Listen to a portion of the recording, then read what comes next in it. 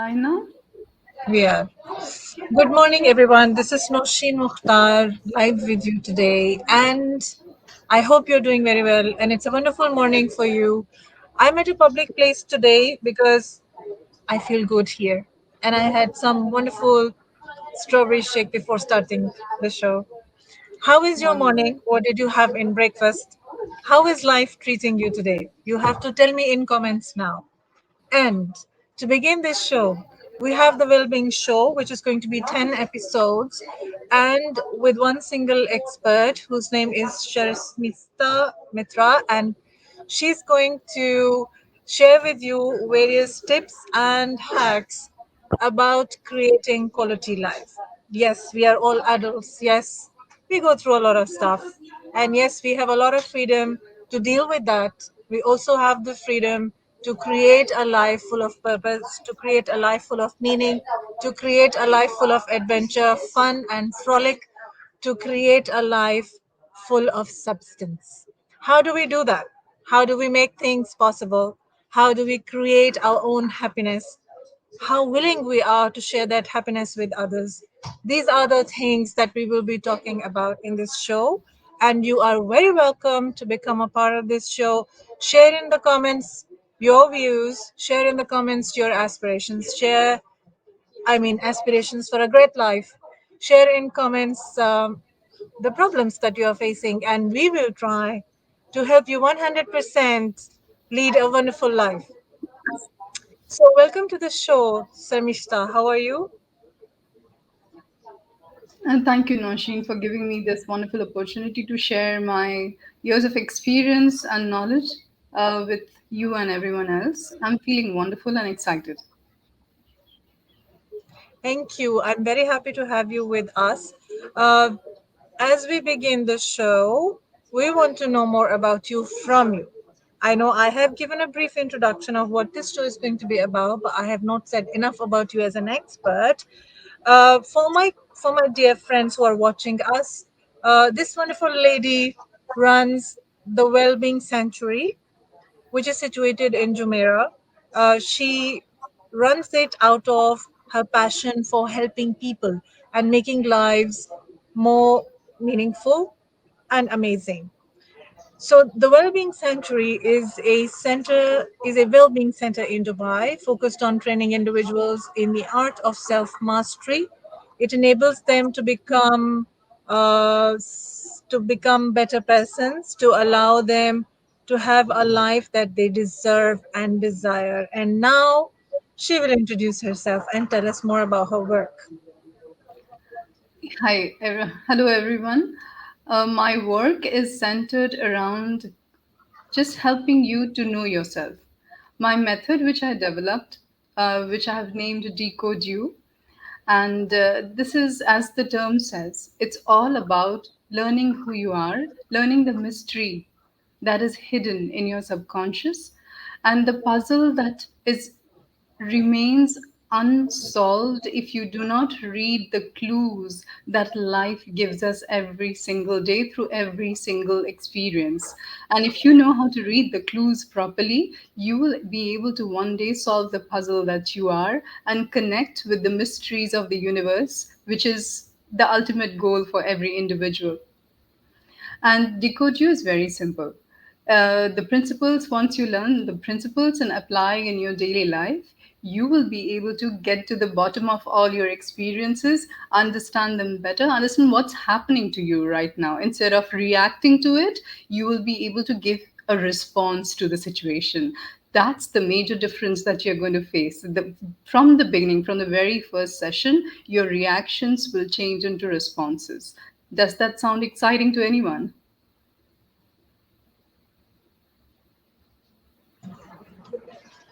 Great. So you think that there are ways in which lives can be improved. Like you said, you're going to help them understand themselves better and come towards the stage where they feel more fulfilled and more happy. So you believe that there are gaps in lives that could be filled to make things better for them. Yeah, I would not say gaps, I would say the lack of awareness When we are brought into the light of awareness, that which remains unsolved becomes solved then, and we feel more fulfilled because now we can really make the meaning out of those experiences we felt, which previously might have felt meaningless or a waste of time.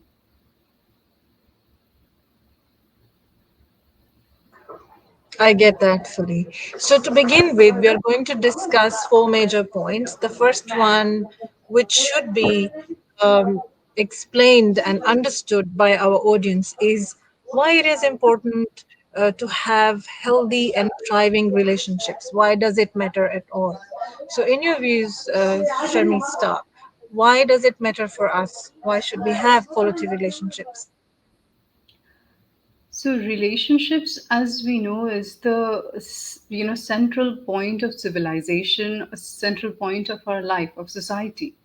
So, if we do not have or we do not know how to build the healthy relationship, we will not have the urge or the desire to nurture any relationship. We will not even have the urge and desire to have a fulfilled life that we want. So, relationships are very vital. Those people who we call sons or saints or holy people, you will see that they take a step behind. They go to lonely, secluded places. They go to the caves or to the mountains where they don't have to interact with people.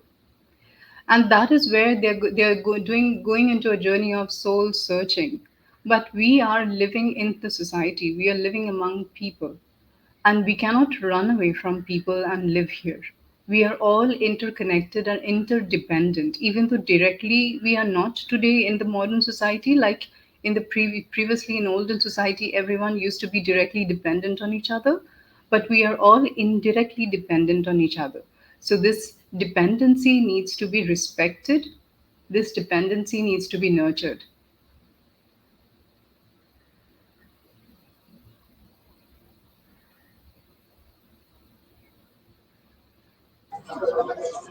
What are some of the ways in which we can nurture the dependency? By not rejecting the dependency, I have seen in many of my clients how they think dependency is a negative attribute, how they feel that, being needy is bad. And when they feel that they are needy in a relationship, they start to react instead of responding. And the reactions are always impulsive and incorrect. And that leads to disaster in relationships. How do we define a reaction versus a response? A reaction is out of impulse. Like, let's say someone said something to you and you don't like it, you immediately retaliate by proving your point right, whichever way you want to do it, you do it. But a response is when you think about it, that why this created a negative response inside of you. You analyze yourself, you understand your response, and then you give a proper justified answer to the person. Did I did I lose you for a moment, Noshin? No, you did not lose me. I was just trying to avoid some noise, so I shifted my place. Okay, okay. So, Right. we have a question from one of our viewers. He is asking any important characteristics to define or work towards for a healthy relationship. So, one is to acknowledge whatsoever you are feeling. The other So one is the first step we are missing out is acknowledging that you want to create a relationship. That's the first step. And why do you want to create that relationship? What is the intention behind creating that relationship? You have to be very clear in your mind. Whether it is a relationship that you want to invest yourself into for a lifetime, or it is a short term goal for you. You have to have every specifics very clearly laid down before you take that step. Right. So you think that both people who are going to enter a relationship need to first talk about the terms. They need to No, understand. no, they need to first know themselves that what are they really wanting.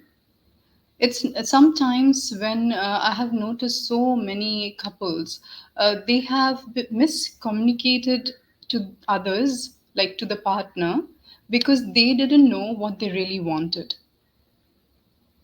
So if we know what we want, we are very, very specific about the needs that is leading us to investing ourselves in this relationship.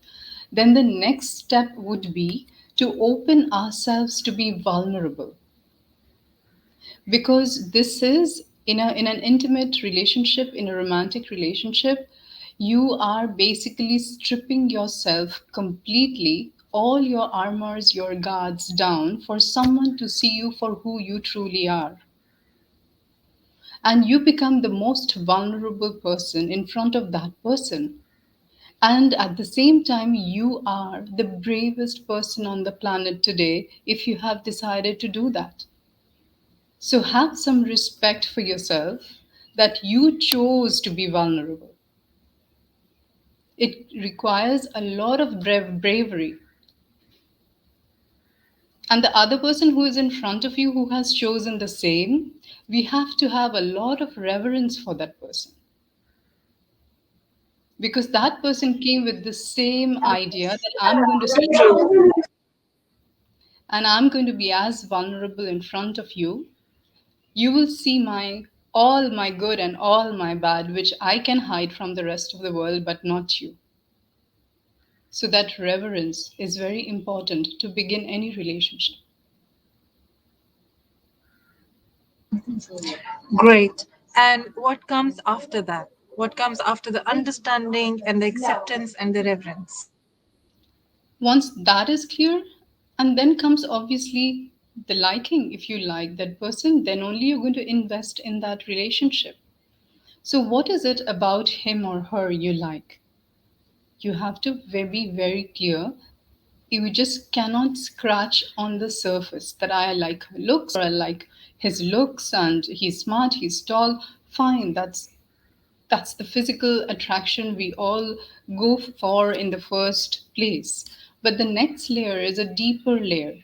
So you for that you have to know what did you miss in your life. Because if you don't know what you missed in your life, you would not know what to look for. And you will attract or get into a wrong relationship which will not be fulfilling, even though they might tick the physical and the material aspects of the decision. We have another question from one of our listeners. Bilal Niaz wants to know what is actually meant by a relationship. I think this should have been the first question. Relationship is let's say a collaboration or cohabitation between two human beings. There are different kinds of relationship. One is obviously the most prominent is a romantic relationship, an intimate relationship, and there could be so many other relationship. Friendship is also a relationship. The relationship between colleagues, it's a relationship. The relationship that we have with our family members, with our parents, with our siblings, with our superiors. Everything is relationship, and every relationship needs to be understood and nurtured.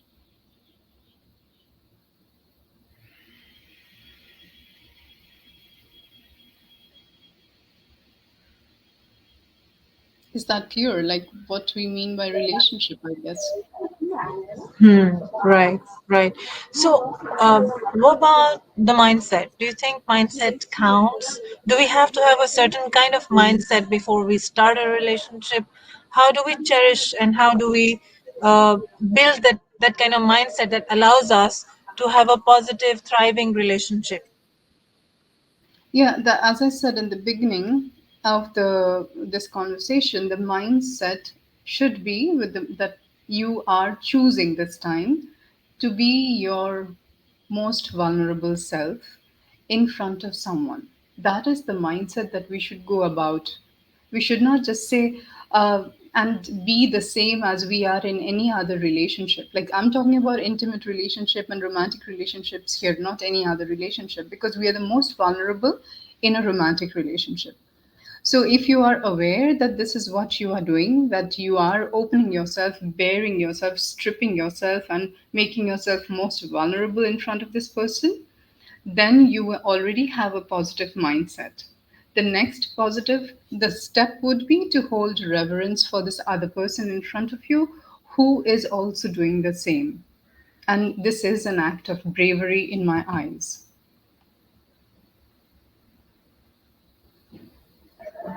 Right. We have a very good question from one of our listeners, and it's a very important one because this situation happens with many. What if two people are not in alignment, says Hala Umar? Let's say one wants long-term relationship and the other is still discovering more about themselves and what they truly want. Does it mean they can't be together? Um, is this understanding? Is there an understanding between them about what the other wants? If they have a clear understanding and both are accepting the condition of this cohabitation, then there I don't see there is a problem. Like, I will give another example where I know there are many unsatisfied couples who doesn't want to break their marriage or relationship, but they can, or they go about fulfilling that dissatisfaction in the marriage in an extramarital relationship. So in this case, what is it? Like, it's a similar situation, I guess. So in this situation where both the parties are aware that they are not fulfilled or what the other party wants, and they have no issues about it, then they can still have that relationship without a problem. But in case of this person who has another goal and the other person has another goal, but they are, as long as they are not misled to believe that both have the same goal, when they are misled to believe, then we are hurt. So what I mean is that, Hala, is that your goal or your partner's goal can be different, but both have to know that it's not the same.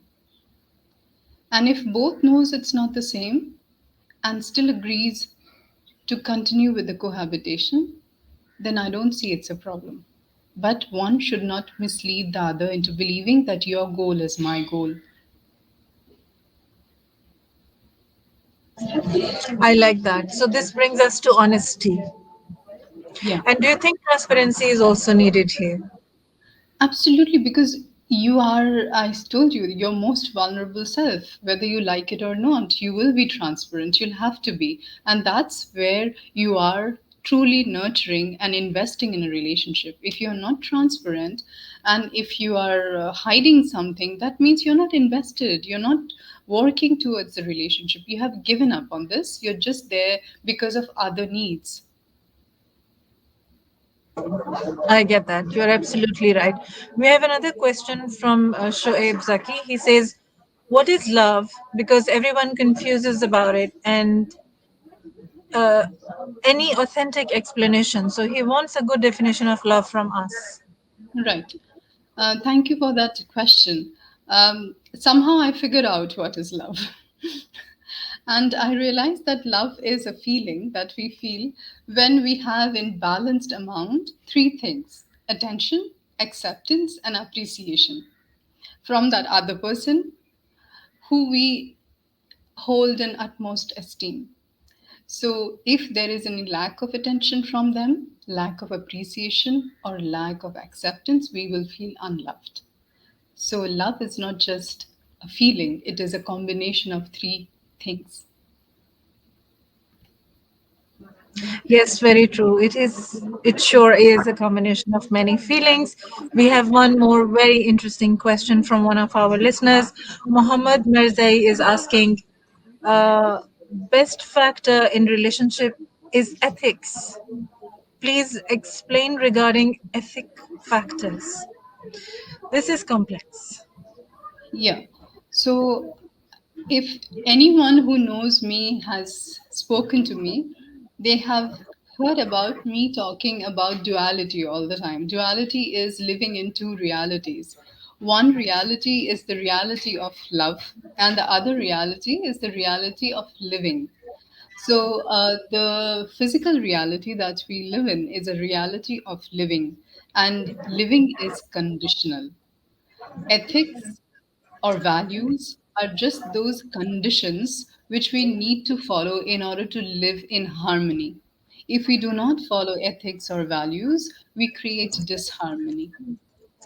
So, living conditional any day, wherever you live, if you're living in your workspace, like living as in, I mean, cohabiting, not like living physically under the roof, cohabiting, whether you're living in your family house with your siblings and your parents, whether you're living with your partner, whether you're living with your friends, whenever we are living, love and living is different. Love, you can love someone unconditionally, but when you start to live with them, you might find it difficult, and we call it toxic sometimes when we cannot live with those people, but we fell in love with those people. So loving and living is not the same. There we go. Loving and living is not the same. So, coming to the point that let's take an example. It usually happens, and it's a cliche, that love is the only thing that will not last. And Mm-hmm. people, when they start living together, let's say in a lifetime commitment, it becomes very difficult for them to keep the love alive. Why does that happen? Because So loving and living is not the because same. we have mixed up, we have mixed the two up, and we feel loving and living is the same. And if you understand that you can love someone with whom you cannot live, you can still love them, but you cannot live with them because living conditions or the values and the ethics that both of you had did not match. Right. So in that case, I believe that those two people need to understand that they cannot, they might not live together and still be in love. That distance Exactly. would be And a at better the way same time, of if their love is so strong that they want to still live together, then they have to learn to live together. Because, when our children are born, we have to teach them to give, to share, to love, not to hate. We have to teach them. It doesn't come with the package. So the same thing right. happens in relationship. Whatever values that you strongly hold inside of you, it doesn't come in the package in your partner. And that's where relationship counseling helps to build up those values together, Right. create mutual values, which helps you to live harmoniously together. Love is there. I tell all my clients who come for relationship counseling, I have no doubt on the love that you have for each other. But if you still want to live together, you have to really, really work hard.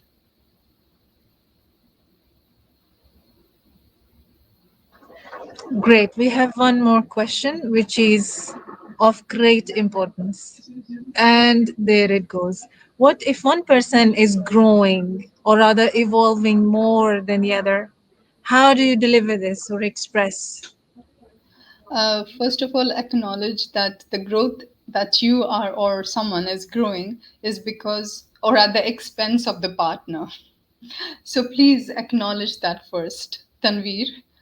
When someone is provoking you or triggering you, your growth is happening. So if you take away the catalyst from the picture, the growth will stop.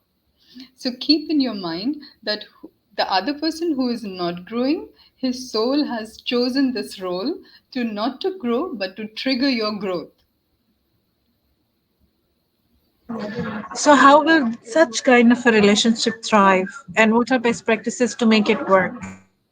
So again, growth is like the vital element in a human experience. I mean, we have to grow through all our experiences. Otherwise, we will not ever achieve the holistic. That we are becoming whole. That idea will never become whole. So, growth is vital, growth is integral in human experience. Someone who is not growing, is it their choice that they are not growing? Maybe they're growing in other dimensions, which the one partner is growing in another dimension and the other is growing in the other dimension. Maybe you don't see the growth in the other because you're so focused in that dimension of your growth. So you have to really have a proper holistic understanding of the partner, that is it the choice that the partner is making not to grow in that dimension where you see growth? And why do you see growth only in this dimension and not the other dimension where your partner is growing? Why, how can you create the harmony over there and acknowledge each other's individual growth?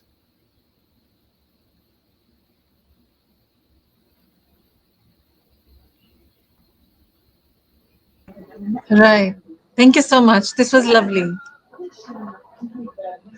We have our next question from Shamaluta. She says, how to heal from a toxic long term relationship? Shama, first of all, I have somehow created a belief system that there is nothing negative, nothing toxic in this world.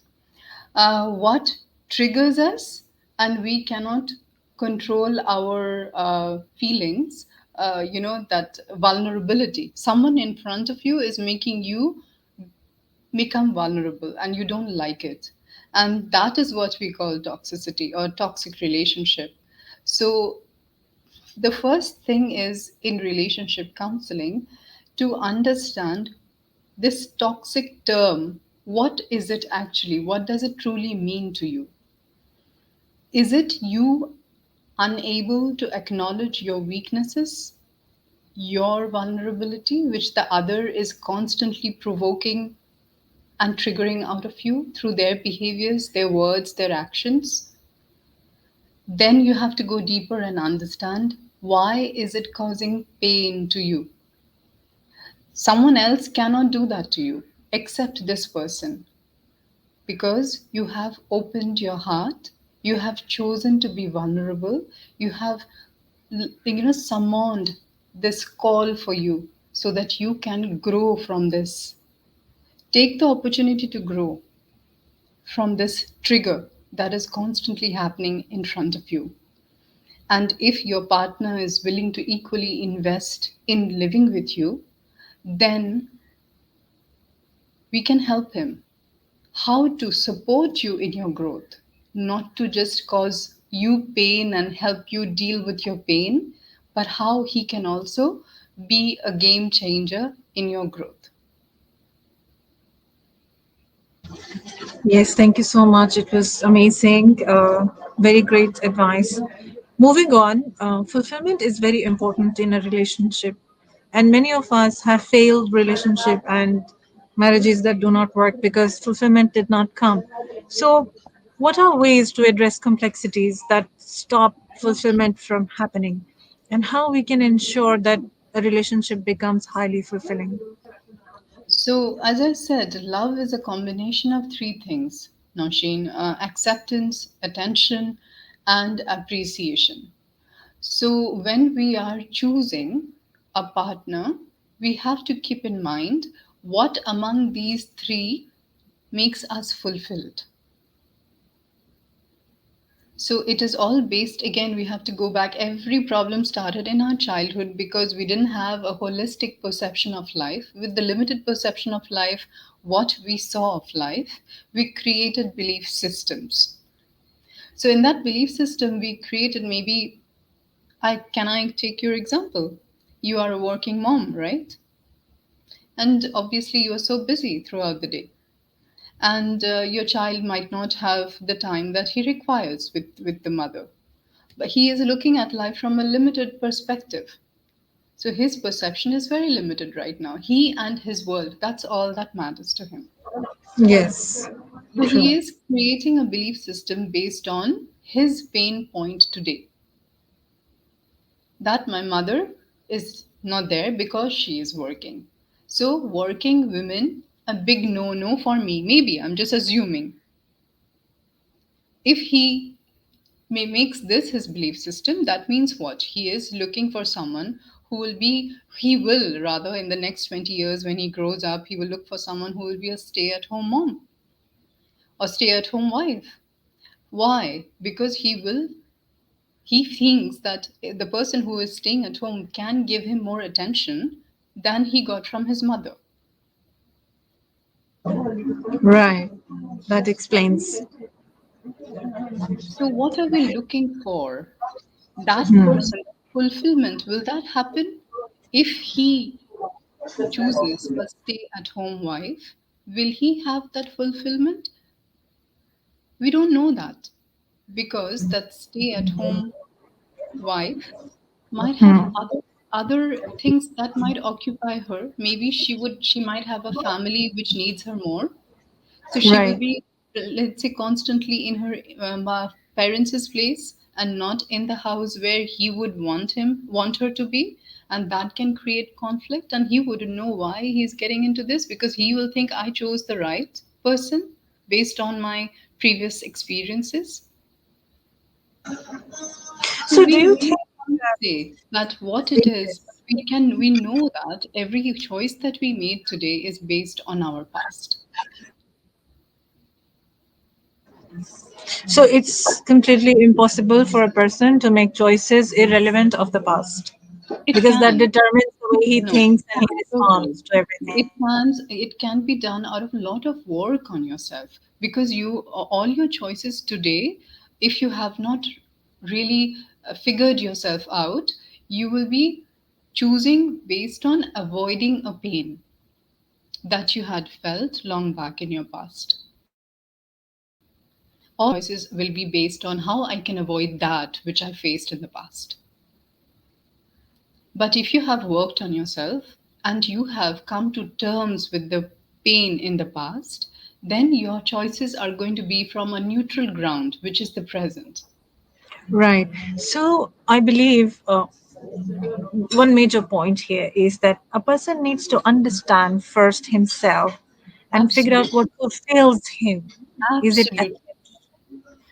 yeah, is it attention, is it uh let's say a very physical relationship, whatever it is, or maybe Absolutely. something that comes with intellectual affinity, something that connects to his soul. He needs to first define that for himself before he seeks fulfillment through a relationship, and then he Yeah. goes towards finding a partner who can offer the Absolutely. kind of fulfillment he's looking for. So this Right. is where we start. Because the person who is in front of you, whether you're a man or a woman, is also looking for the same. And if two unaware people are meeting at this level of unawareness, there's going to be chaos for sure.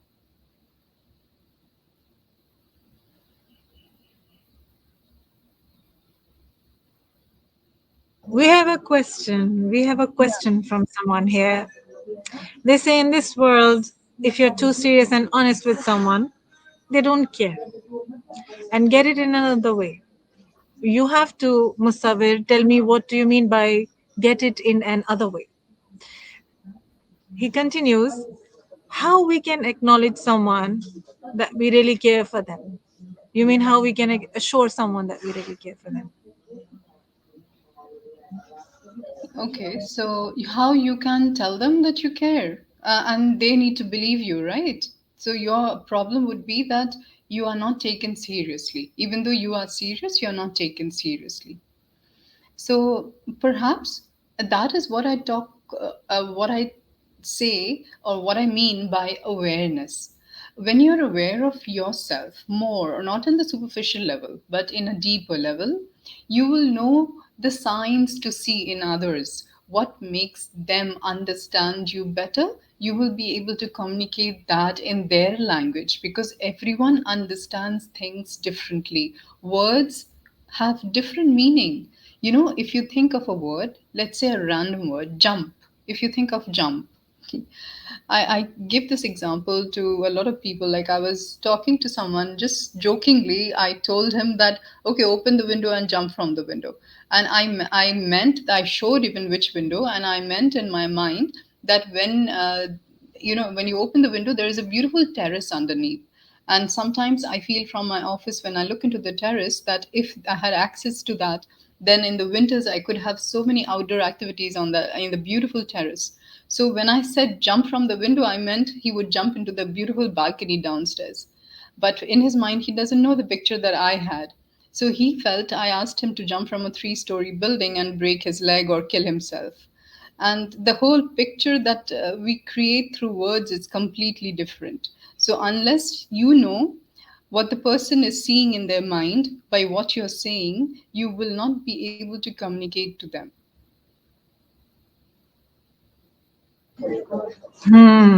So you have to bring your partner to the same page. Absolutely. So first is personal awareness, and then both the person. If two aware people meet, it at a level of awareness that they know themselves and they know what they want and they know how to communicate that and they know how to respect the others, then you can imagine how beautiful that relationship is going to be. What's going to blossom out of that? Yes, I agree with the fact that we need to have complete awareness and understanding of the partner to have a fulfilling relationship. Moving forward, I'd like to have some steps to the process where we establish a highly fulfilling relationship. So let's count the steps for our audience so that they are aware of how they can build a highly thriving and fulfilling relationship. So the first step, before you even think of seeking any relationship, is to know yourself. Know what is fulfillment to you, what you mean by fulfillment, what are you looking for in your partner. You have to be very clear, and as I said, very, very specific. Don't have a generalized idea, but have very specific emotional needs. Here, it's not about how the like if the person is going to be a multimillionaire or a supermodel, not those kind of needs I'm talking about, like your specific needs, that a relationship is about fulfillment, right? Those needs that you want to be fulfilled with that person, through that person, be very specific about that. Once you are clear with yourself, then you can go about understanding that this is what I want and this is how I'm going to invest myself in this field. So as you are going about and meeting people now, let's say you are on the second phase where you have the clarity and the awareness and everything, and you're going with that and you're seeking a partner. So the first thing, of course, you're going to look at the person and you're going to look for an aware partner. So you how are you going to judge if this person has the awareness or not? By asking questions. So what are you looking for in a relationship? And why do you want a relationship? What kind of relationships are you looking for? Is it just a short term relationship or a long term relationship? Do you want a lifetime relationship? Or just like a fun relationship? I mean, those things are also very important to understand, that what is the partner's goal. So, and here I believe the honesty is very important. That you like someone, most of the time I have seen that when you like someone in front of you and you are afraid of rejection, then you get into playing games. This is not a place to play games. So please forget about playing games just to hook in that person into a relationship, and this is going to go take you down and it's going to be disastrous. So please do not ever try to play games, because it is a matter of your heart and the heart of the other person. Please have reverence for that person who is out there in front of you, trying to be vulnerable, trying to dedicate himself or herself in a relationship. And please have utter respect and transparency about what you truly want. If you are rejected by that person, if that person doesn't have the same goal as you do, so be it. So be it. There is someone else who is your ideal partner waiting for you. And as long as you're wasting your time here in playing games, you are wasting your time in getting to your ideal partner.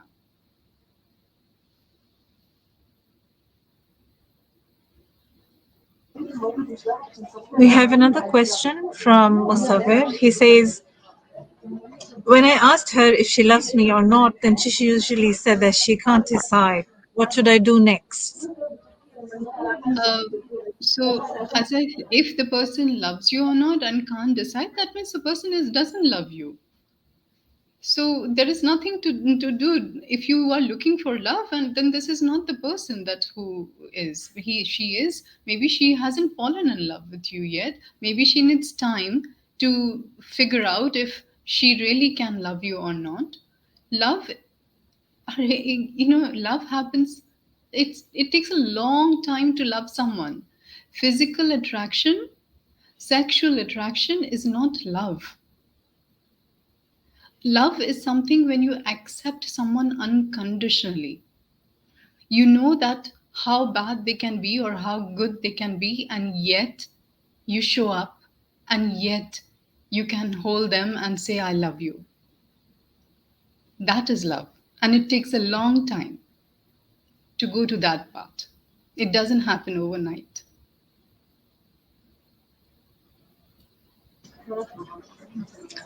Yes, this is great advice. Musafir, you need to really think about it. Probably the person is not in love with you, because if they are, this is not how they will be responding. Thank you so much for today, Sharmishta. And yes, the session was highly insightful. I'm very happy that our audience was able to contribute, ask questions, take advice. Uh, to go further, this doesn't stop here, of course. So, if you want to build quality relationships and have a very fulfilling life, it's very easy. I have displayed the email address and phone number to reach out to my dear friend. You can get in touch with her, book your one on one consultation, and benefit from the services. Thank you for being with us today. We will call it a show and go, and next week come up with the next episode with a new topic. Thank you so much, Sharmishta. Thank you so much, Nausheen, and thank you everyone who joined today at the chat. And I hope you go back home today or go back to your rest of the day with a little bit of awareness, a little bit of wholeness inside of you. Thank you, and I hope we have brought you to some level of understanding about relationships. If you have more questions, feel free to write to Shamishta or call her at the number given below. We look forward to see you in the next session. Take care. Have a good day. Bye.